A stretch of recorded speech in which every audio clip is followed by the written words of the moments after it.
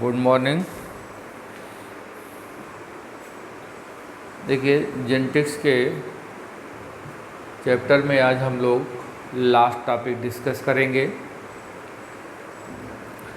यहाँ पर देखिए, मेटाबॉलिक डिसऑर्डर अर्थात उपापचयी क्रियाएं, जो मेटाबॉलिक प्रोसेस है वो कैसे बाधित हो रही है, क्यों बाधित हो रही है और ये कैसे जेनेटिक है, इस बात को हम लोग डिस्कस करेंगे। देखिए, मेटाबॉलिक डिसऑर्डर में क्या होता है, हमारे शरीर में जितनी भी प्रोसेस होती है, हमारे शरीर में अर्थात हमारे सेल में जितनी भी प्रोसेस, जितने भी स्टेप्स हो रहे हैं, सब एंजाइम्स की प्रेजेंस में होते हैं। बायोलॉजिकल एंजाइम्स होते हैं, उन्हीं एंजाइम की प्रेजेंस में सारी प्रक्रियाएं होती हैं। ठीक है। और यहाँ पर हम कुछ ऐसे मेटाबॉलिक प्रोसेस जो कि एंजाइम्स की अनुपस्थिति के कारण होते हैं, उन्हीं को हम लोग डिस्कस करेंगे। ठीक। इसके क्रम में सबसे पहले हम ये देख लें मेटाबॉलिक डिसऑर्डर में, जैसे नंबर 1 एल्बिनिज्म। ये देखिए, जिसको हम हिंदी में कहते हैं रंजकहीनता, ये एल्बिनिज्म है। ठीक है। एल्बिनिज्म में क्या होता है कि हमारी स्किन का, जैसे हम देखते हैं हमारी स्किन है, हमारे हेयर है, हमारी आँखों का रंग है, ये सब ब्लैक कलर का होता है ना। तो ये जो ब्लैक कलर है, एक प्रबल जीन, एक डोमिनेंट जीन की उपस्थिति में मेलानिन की सिंथेसिस होती है। ठीक है। Melanin synthesized in presence of dominant gene,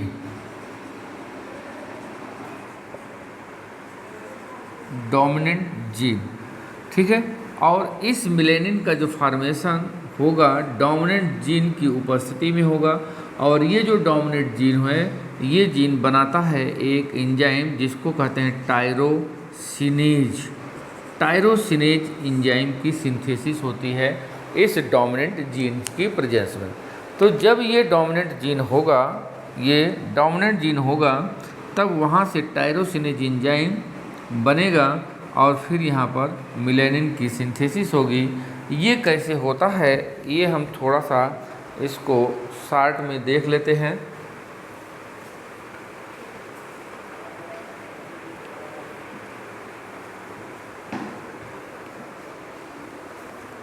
जैसे मान लीजिए कि ये टायरोसिनेज एंजाइम की सिंथेसिस होनी है, और यहाँ पर आप ये देखें कि ये पूरा डीएनए है। इस डीएनए में टायरोसिनेज एंजाइम की सिंथेसिस करने वाला जीन कहीं ना कहीं पर होगा। ठीक है। अब जैसे ये देखिए, ये डीएनए है। अब इस डीएनए में एक सीक्वेंस होगा, एक पार्ट होगा, एक खंड होगा, ये एंजाइम जो जीन है, और इस जीन को हम कैपिटल ए से रिप्रेजेंट कर दे रहे हैं। ठीक है।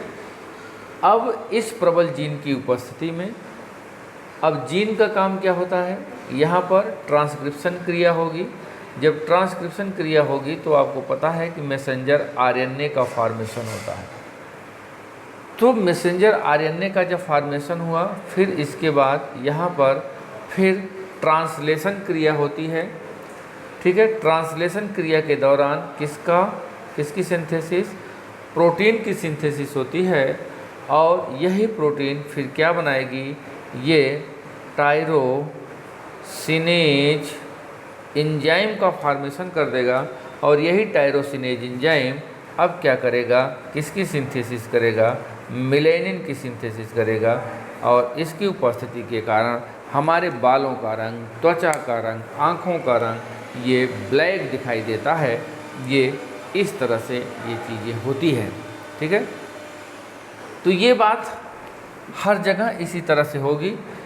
अगर यहाँ पर रिसेसिव जीन होता, जैसे मान लीजिए अब हम इसको कह दें कि ये इस स्थान पर डोमिनेंट ना हो करके ये सपोज करिए कि ये रिसेसिव जीन है, तो जब ये अप्रभावी जीन होगा तो आप यहाँ पे देखेंगे ट्रांसक्रिप्शन क्रिया नहीं होगी, मैसेंजर आरएनए नहीं बनेगा, तो आगे की प्रोटीन की सिंथेसिस नहीं होगी।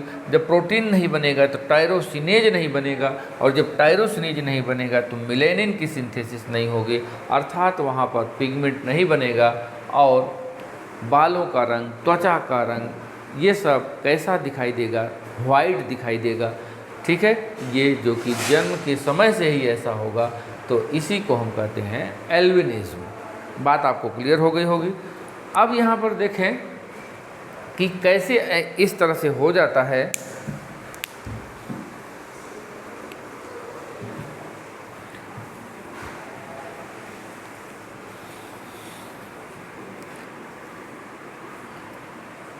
मेलेनिन की सिंथेसिस मैंने बताया प्रबल जीन की उपस्थिति में होती है, और डोमिनेंट जीन जो होता है ये, इसको हम मान लीजिए कैपिटल ए से रिप्रेजेंट कर रहे हैं, ये डोमिनेंट होगा। और एक कंडीशन ये भी हो सकती है, ये भी जो है डोमिनेंट होगा, हेट्रोजाइगस कंडीशन है। एक यहाँ पर रिसेसिव जीन है, लेकिन दूसरा जो है यहाँ पे डोमिनेंट जीन है, इसके प्रभाव से यहाँ पर इसका प्रभाव नहीं पड़ता है, अर्थात यहाँ पर नॉर्मल जैसी कंडीशन आती है। और जब दोनों जीन कैसे होंगे, होमोजाइगस और रिसेसिव होगा। कैसा होगा? होमोजाइगस रिसेसिव, तब जा कर के यहाँ पर एल्बिनिज्म की कंडीशन बनेगी, एल्बिनिज्म। और इस कंडीशन में सब नॉर्मल होंगे, यहाँ पर कोई दिक्कत नहीं होगी। अब आप हमको ये बताएं, या आप इस तरह से देख लीजिए कि कैसे ये होगा। मान लीजिए यहाँ पर पिता है, पिता का जीन कैपिटल ए स्मॉल ए है हेट्रोजाइगस कंडीशन में, और माँ का भी जो जीन है वो कैसा है? कैपिटल ए स्मॉल ए है, ये भी हेट्रोजाइगस है। अगर होमोजाइगस दोनों होंगे तब एल्बिनिज्म की कंडीशन नहीं उत्पन्न होगी, ठीक है। जब दोनों हेट्रोजाइगस होंगे तभी जा कर के एल्बिनिज्म यहाँ पर बनेगा। यहाँ पर देखिए कैसे, ये देखें, ये हमने दिखाया पिता का कैपिटल ए स्मॉल ए, और ये हमने दिखाया माँ का कैपिटल ए स्मॉल ए। तो यहाँ पर देखिए कैपिटल ए, तो यहाँ पर हो जाएगा कैपिटल ए, यहाँ पर कैपिटल ए स्मॉल ए, यहाँ पर भी कैपिटल ए स्मॉल ए, लेकिन यहाँ पर स्मॉल ए होगा। तो आप यहाँ पर समझिए कि केवल यही एक जो है एल्बिनिज्म होगा, बाकी सब नॉर्मल होंगे। क्यों? क्योंकि यहाँ पर डोमिनेंट जीन है, यहाँ पर डोमिनेंट जीन है, और ये तो दोनों डोमिनेंट जीन है ही। तो एक ही कंडीशन ऐसी बनती है जब माता और पिता दोनों हेट्रोजाइगस कंडीशन में हों, तभी एल्बिनिज्म की कंडीशन बनेगी। तो ये बात आपको क्लियर हो गई होगी, ठीक है। तो ये रहा एल्बिनिज्म, ठीक। अब जैसे हम यहाँ पर आपके दिमाग में ये भी बात होगी, अगर हम यहाँ पर पिता का दोनों जीन हम डोमिनेंट कर दें या माँ का दोनों जीन डोमिनेंट कर दें, सपोज करिए ए हमने कर दिया, तब एक भी नहीं होंगे। तो यहाँ पे ए हो जाएगा, फिर यहाँ पे देखिए ए हो जाएगा, फिर यहाँ पर ए हो जाएगा, और यहाँ पर भी क्या हो जाएगा? ए बड़े कैपिटल ए और स्मॉल ए, तब यहाँ पर एल्बिनिज्म कंडीशन उत्पन्न नहीं होगी, सब नॉर्मल होंगे। तो एक ही कंडीशन में बनेगा, आप इस बात को ध्यान में रखिएगा।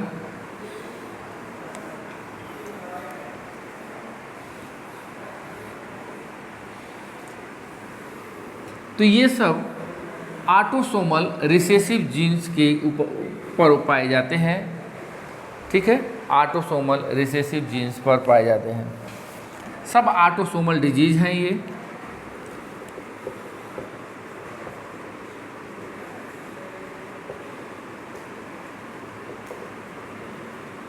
सब ऑटोसोमल रिसेसिव जीन को हम लोग डिस्कस कर रहे हैं।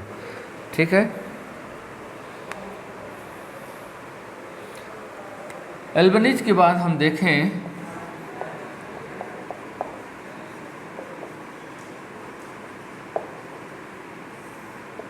एल्केप्टोनूरिया।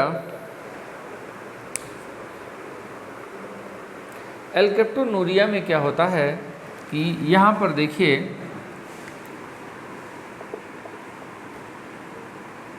एल्केप्टोनूरिया, इसमें हम ये देखते हैं कि जो यहाँ पर वही बात होगी, फेनिल एलानिन,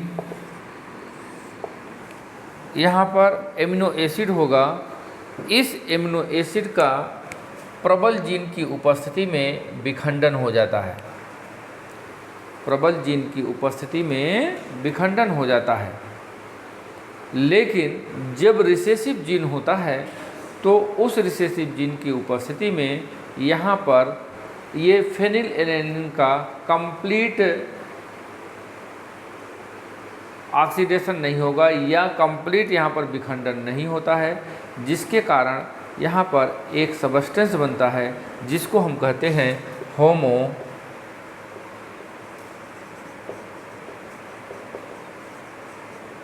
ये देखिए, जैसे फेनिल एलानिन है तो फेनिल एलानिन क्या करता है, ये ब्रेक डाउन होगा किसमें, होमोजेंटेसिक एसिड में, और फिर होमोजेंटेसिक एसिड का यहाँ पर एंजाइम की उपस्थिति में, देखिए एंजाइम की उपस्थिति में यहाँ पर ब्रेक डाउन होता है।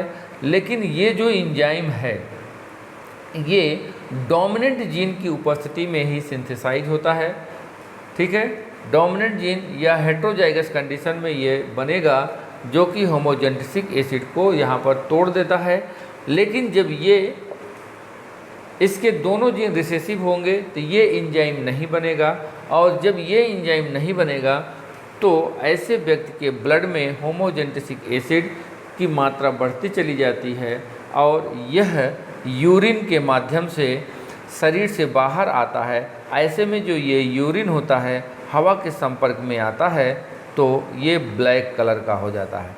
तो एल्केप्टोनूरिया में क्या हो रहा है, ये भी ऑटोसोमल रिसेसिव जीन की उपस्थिति में होमोजेंटेसिक एसिड का विखंडन करने वाला एंजाइम यहाँ पर नहीं बनता है, जिसके कारण ब्लड में होमोजेंटेसिक एसिड की मात्रा ज़्यादा हो जाती है और फिर ये यूरिन से बाहर आता है। तो यहाँ पर ये यूरिन हवा के संपर्क आने पर ये ब्लैक कलर का दिखाई देता है।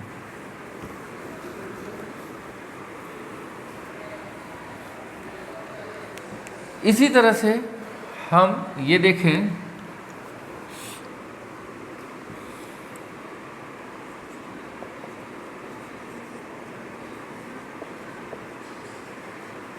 सिकल सेल एनीमिया को देख लें।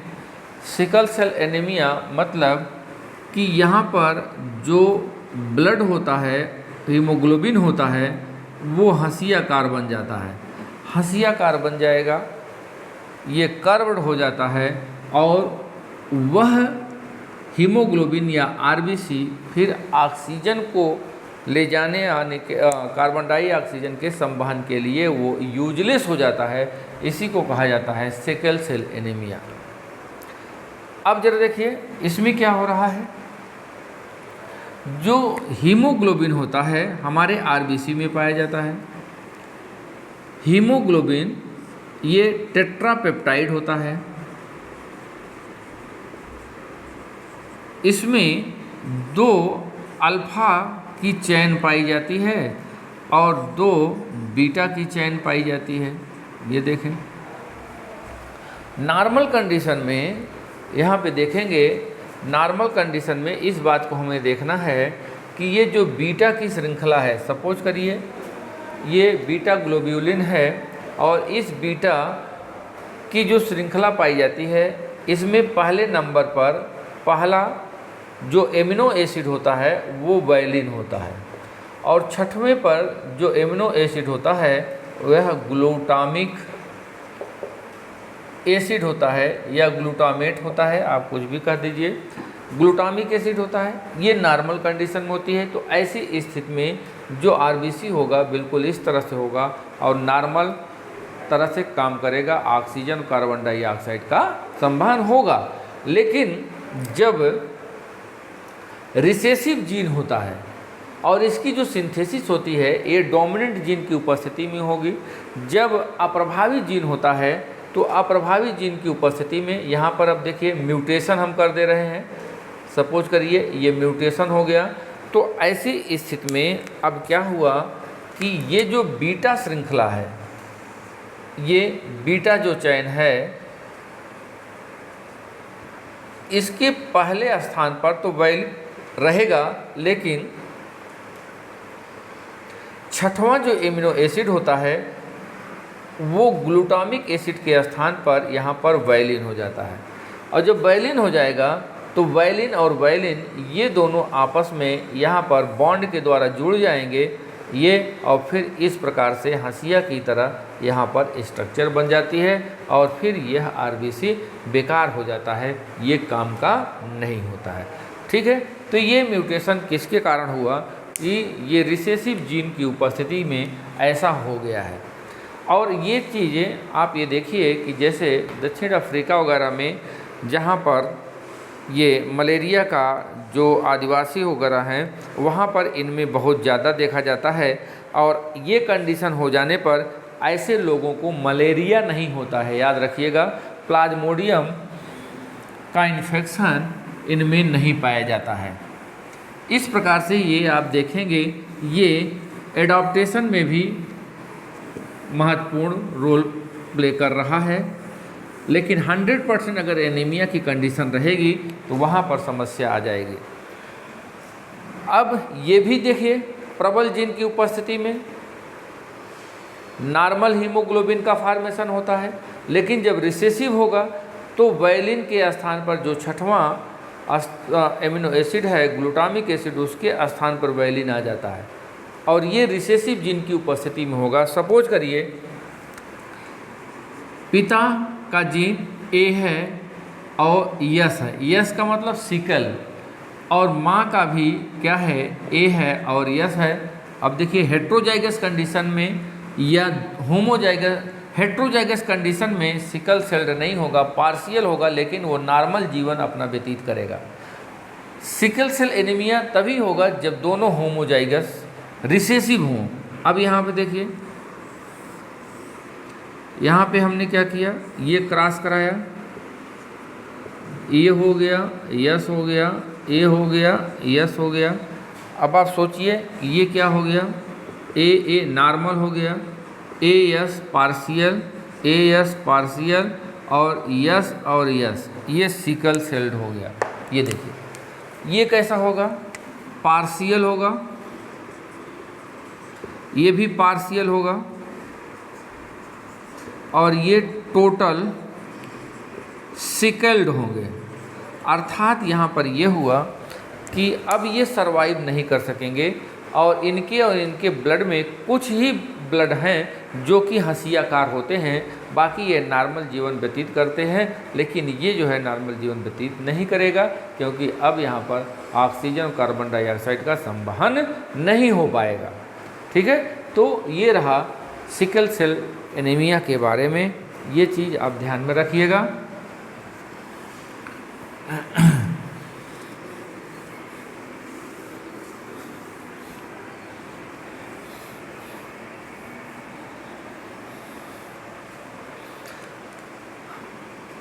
इसी तरह से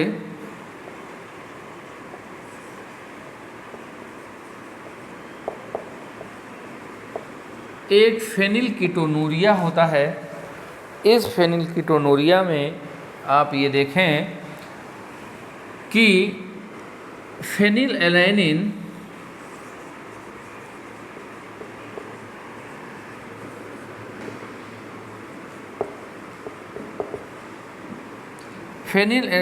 एवं टायरोसिन एमिनो एसिड, ये एक एंजाइम होता है जिसका नाम है फेनिलएलैनिन हाइड्रॉक्सिलेज। फेनिल एलानिन हाइड्रॉक्सिलेज, ये एंजाइम होता है। इस एंजाइम की उपस्थिति में इनका कंप्लीट ब्रेकडाउन हो जाता है, इनका विखंडन हो जाता है, ठीक है। लेकिन जब अब आप समझिए ये एंजाइम है, तो इस एंजाइम की सिंथेसिस डोमिनेंट जीन की उपस्थिति में होगा। हमने पीछे भी बताया, डोमिनेंट जीन इसकी सिंथेसिस करेगा। जब डोमिनेंट जीन नहीं रहेगा, रिसेसिव जीन रहेगा, तब यहाँ पर क्या होगा, फेनिल एलानिन हाइड्रॉक्सिलेज एंजाइम की सिंथेसिस नहीं होगी। हमने शुरू में जैसे बताया उसी तरह से यहाँ भी होगा। और फिर फेनिल एलानिन एवं टायरोसिन जो एमिनो एसिड है, इसका कंप्लीट ब्रेकडाउन नहीं होगा। ऐसी स्थिति में यहाँ पे क्या होगा, ये इसकी मात्रा बढ़ जाएगी, फेनिल एलानिन की मात्रा बढ़ जाएगी और ये ब्रेन के ऊतकों में जाकर के जमा हो जाएगा, शरीर के अन्य बॉडी में जाके जमा होगा। लेकिन जब ब्रेन के ऊतकों में जाके जमा होगा तो यहाँ पर मंद बुद्धि जैसी लो आईक्यू होगा, मंद बुद्धि होगी, मेंटल डिसऑर्डर होगा,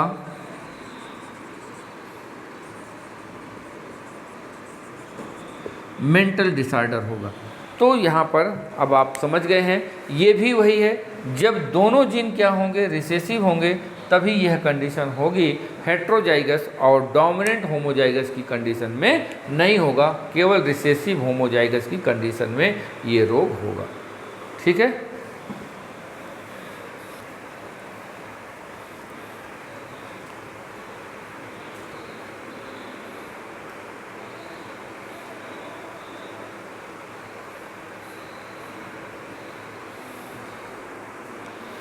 इसी तरह से अदर हैं,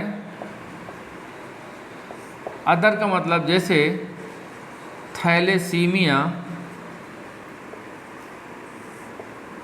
ये भी है autosomal recessive.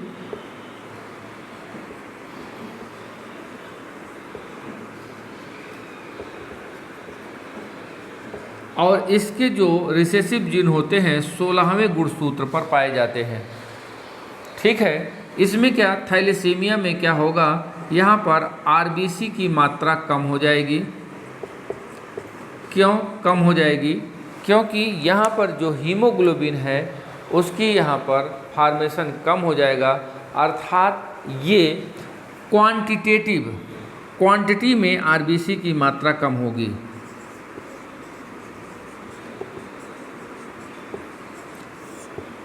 Sickle cell anaemia में भी यही चीज़ हो रही है, लेकिन वो क्वांटिटेटिव नहीं है, क्वालिटेटिव है वो। अर्थात वहाँ पर क्या हो रहा है कि हीमोग्लोबिन मतलब आरबीसी का फॉर्मेशन तो हो रहा है, आरबीसी की संख्या तो खूब है, लेकिन उसमें जो हीमोग्लोबिन है वह सिकल्ड हो जा रहा है। यहाँ पे क्या हो रहा है, आरबीसी का फॉर्मेशन नहीं हो पा रहा है। अर्थात जो अल्फा ग्लोब्यूलिन यहाँ पर प्रभावित होता है, अल्फा ग्लोब्यूलिन प्रोटीन की जो सिंथेसिस होती है वो यहाँ पर नहीं होती है, इसलिए आरबीसी का फॉर्मेशन ही कम होता है, आरबीसी कम बनता ही है ऐसी स्थिति में। और एक चीज़ यहाँ पे जान लीजिए, जैसे हमारे शरीर में आरबीसी की जो नॉर्मल डेथ होती है या जीवन काल होता है 120 दिन होता है, तो थैलेसीमिया के जो पेशेंट होते हैं उनमें आरबीसी की जो लाइफ स्पेन होती है केवल 20 दिन होती है। अर्थात उनके शरीर में बहुत जल्दी ब्लड की आवश्यकता होगी, बहुत जल्दी उन्हें ब्लड चाहिए, और इस तरह से अगर उनको सर्वाइव करना है तो 20-20 दिन के अंदर उनको ब्लड देना पड़ेगा। तो थैलेसीमिया भी इसी तरह से एनीमिया एक प्रकार का है।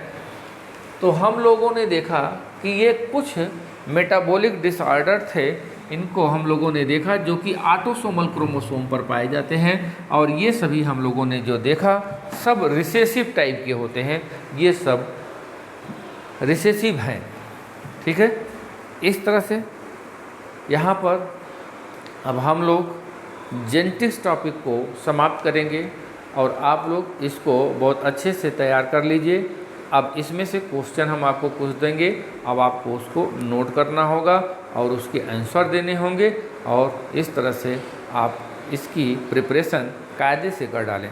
Okay, thank you.